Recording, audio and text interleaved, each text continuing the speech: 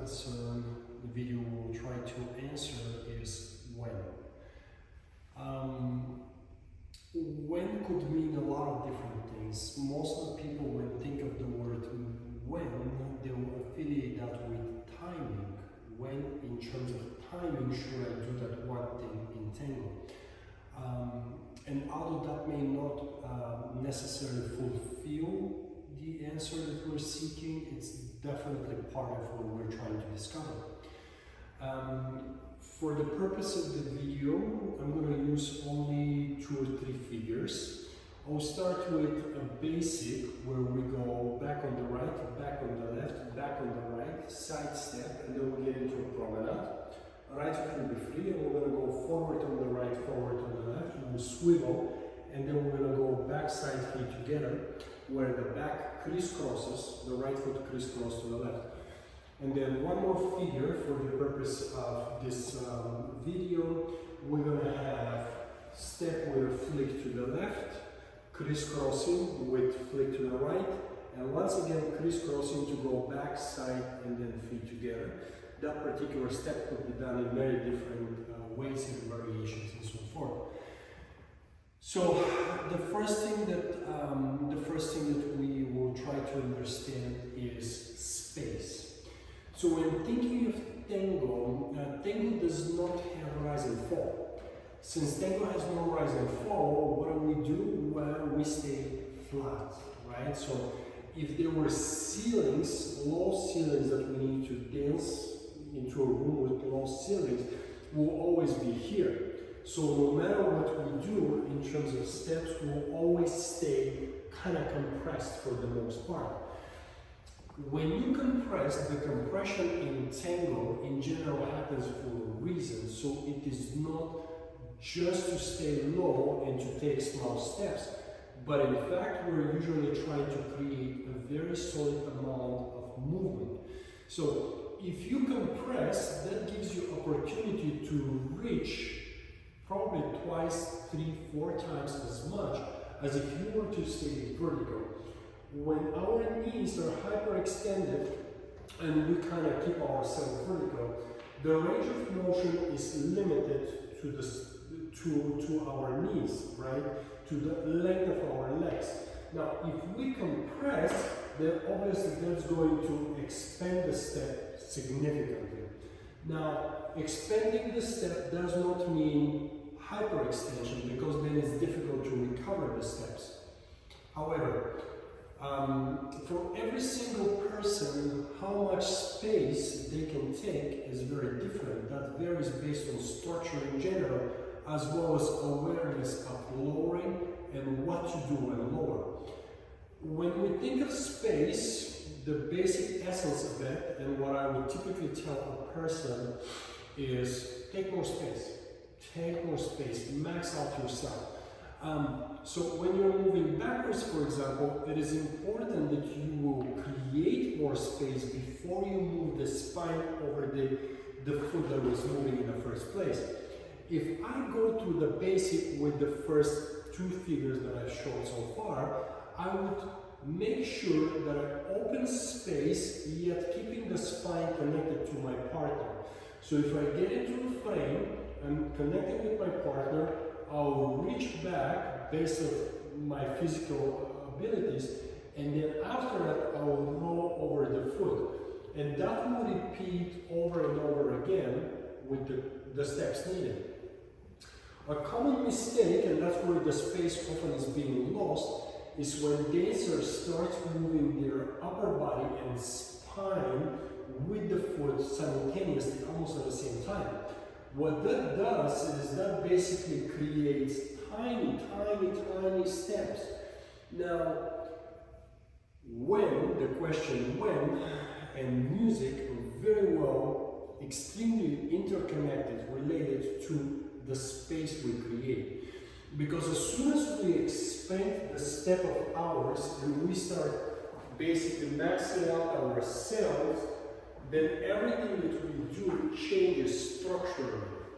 If I'm taking smaller steps, right, the amount of time that I'm using in order for me to basically determine when to change direction or when to get on the foot is significantly different than if I was to max out myself between the steps.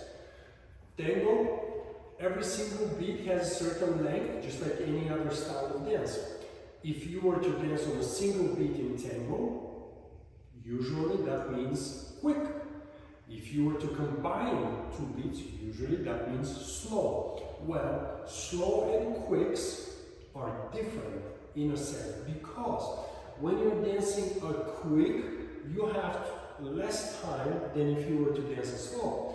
So if we were to try to represent slows and quicks, although we always sort of push for more space or maxing out ourselves, we would still have slows and quicks to deal with. And it will perhaps look something like this.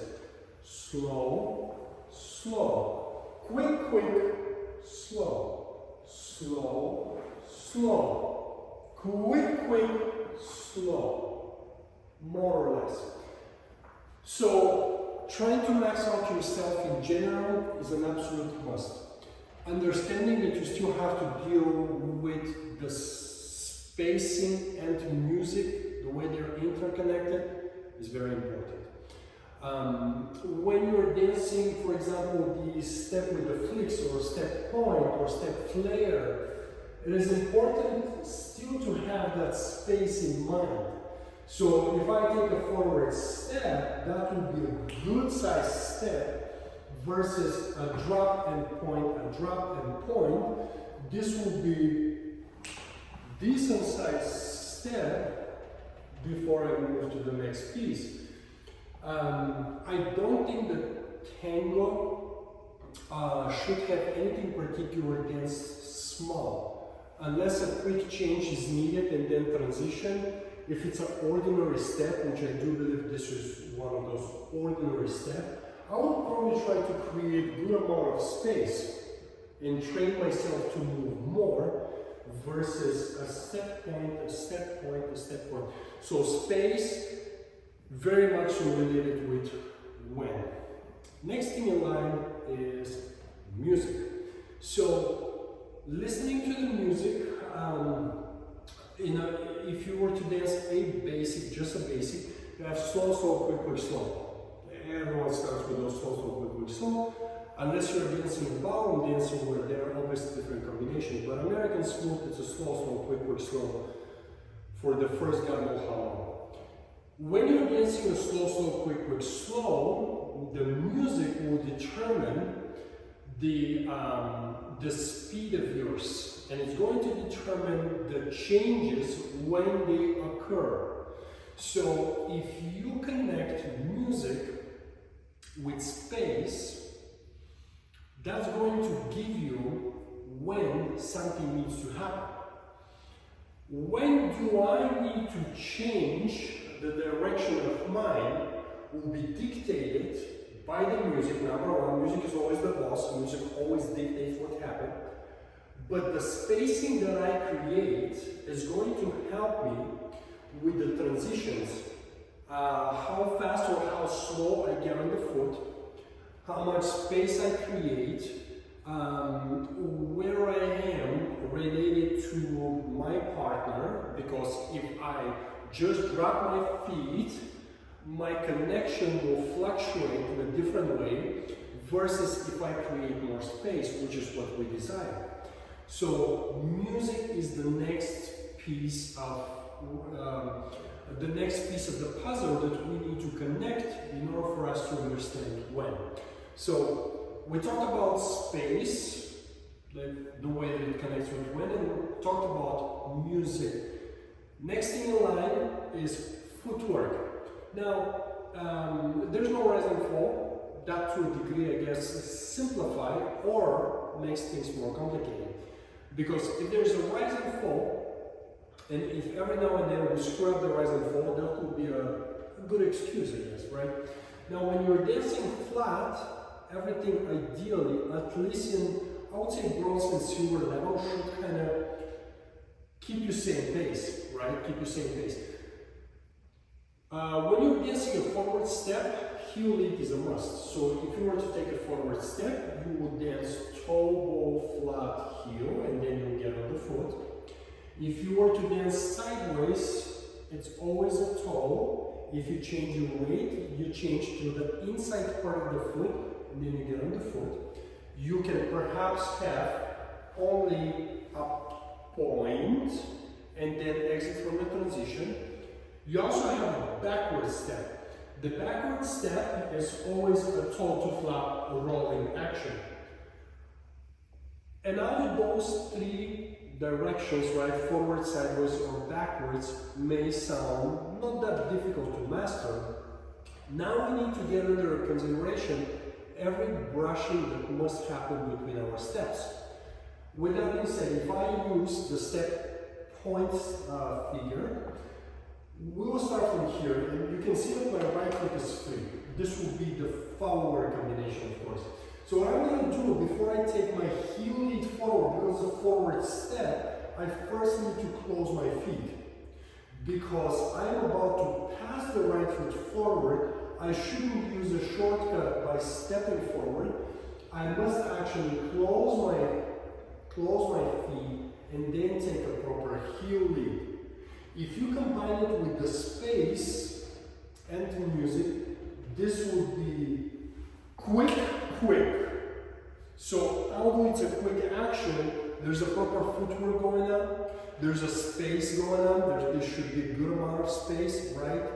And the when happens based on all those things sort of placed together. So again, I will brush my feet, I will create a heel lead because I'm going forward. Once I get on the foot, I'm going to close my inner thighs or brush because I'm about to pass the left foot to the side. I will point, face my partner. From here, with the left foot, I will again close my feet. I'm about to take a back step. The choice is crisscrossing if needed or taking a step straight back. Either way, it's going to be a toe to flap. And then from here on, I can dance the rest of the combination. But footwork is an absolute must. Understanding that it's not simply, oh, it's a heel lead, it's a toe flat, or it's a point of some sort or whatever. When a point happens, that's again part of weight change in a proper footwork, there must be a foot pressure connected to the floor. What happens sometimes we do the point, frankly that we do so in every dance, and we forget to put weight or pressure towards the floor. That creates a major issue because when we do not put pressure on the floor, now we're actually on one foot, which of course makes us more vulnerable and we can easily lose control over spacing, timing, music, and when. So all of these things, these are kind of loop us back into the when. Without having all of these things, we do not have when. Head position. The head position obviously primarily stays to the left, especially if we're connected, and especially in ballroom, stays to the left most of the time. I would say a solid 80% of the time. Unless you're in a prominent position or there's any sort of head weight changes related to different directions. In American Smooth, we actually do change the head quite a bit, especially when we enter into a silver level of dancing. For example, if we dance steps with flicks, I'll take a step back on the left and then I'll create a flick. I can flick in the front or I can flick from behind, like ocho or obviously gaucho and so forth, which are terms primarily gotten from the Argentine Tango. Either way, when I commence the next step, if we agree that my head is to the right, I will take a forward step, then side step, and actually my head will go back to the left. And once again, my head will go back to the right. From here, if I have two swivels, I'll take a step forward to the right. I'll need to swivel, and I'll go to the left. I'll need to swivel, I can go back to the right, reshape to the left, and move again. In the end of the day, understanding that there is plenty of head position changes is important. When we change the head position is important because by doing so, that determines where our weight is about to move. So if I'm about to move into promenade, I will change my head into a promenade and then I'll move. As we have further previously discussed, promenade is a position of movement. So in order for us to get into it, we need to make that change and then move. But once again, understanding when we do that matters, because it's not a random, I'll just change my head and then move. It is, you wait, you hesitate, you listen to your partner, there's a common understanding, we change the head and then we move. So going back to the whole looping thing, and that's how we get there. Last but not least, directions. Directions in every single dance matter, in Tango even more so, because it's a very much a linear dance. Now, when I say linear, the fact of the matter is that we may be dancing diagonal, but isn't that a straight line as well? It is. What we do not do is we do not curve it this way or that way. We usually try to move in a straight line, then we stop, we change our direction, we once again move in a straight line, then we stop, we change our direction, we move in a straight line, we stop, we change our direction, and we move again. It's a very much a staccato, rigid, very defined, very clear dance. The whole up, down, soft is missing, so to speak. So with that being said, understanding our directions, where do we go? And I've mentioned in some of the previous videos, where do we go matters. That also very much so connects with the when, because knowing when to change our directions is important. So every time when one is practicing the tango, I guess, it's important to pick certain goals. What is the dancer trying to achieve? Is it the proper footwork? Is it trying to count? And obviously counting with slows and quicks, I personally see no issues, or counting with the numbers as long as we are in a position where we understand that the two beats would, generally speaking, combine that and create a slow, a single beat will be your normal quick. No syncopations, at least that I can think of, in the silver.